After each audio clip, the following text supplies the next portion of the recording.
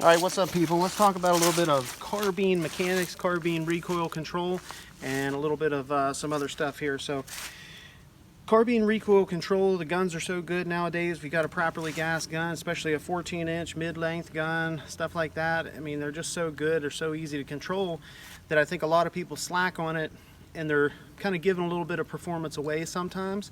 So I like to still be extremely aggressive. Even if I was running a JP pimped out competition model, I'd still be super aggressively, you know, dominating over the gun.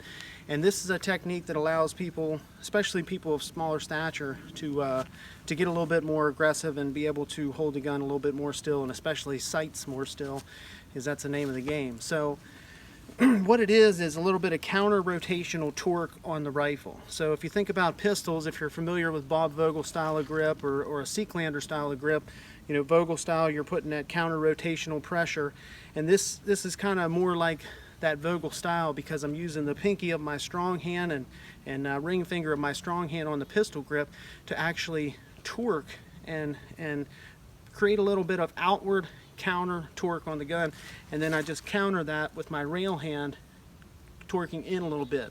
So when I rip in and lock into the rifle, I'm just putting a little bit of that counter torque back and forth.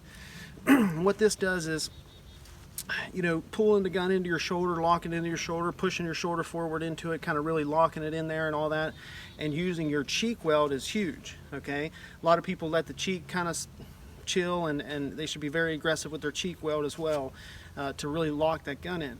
But what you see a lot of the time is, even when somebody's doing all that, you'll still see a bit of a pow, pow, pow, and that twist. Well, even if there's no muzzle rise, their sights are still being disturbed from that twisting. And this counter rotational torque, putting that on there, combined with a good cheek weld, good hard cheek weld, you can really do some work with the rifle.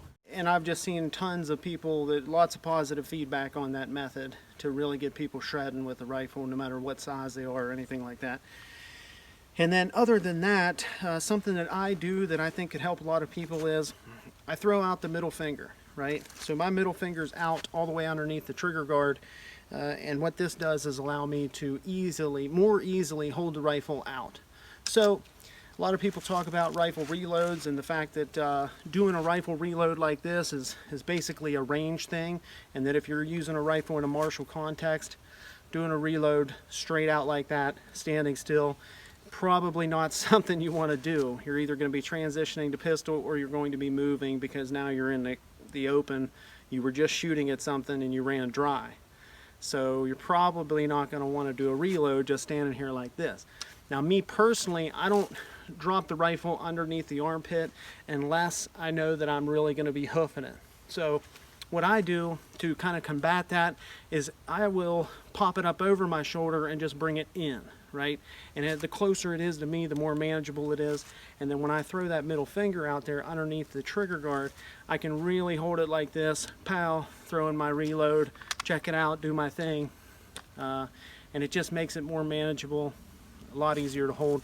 If I'm sitting here like this, I can hold this thing for a long time. If I'm like this, it's already feels way heavier. So those are two things that could potentially make some gains for you.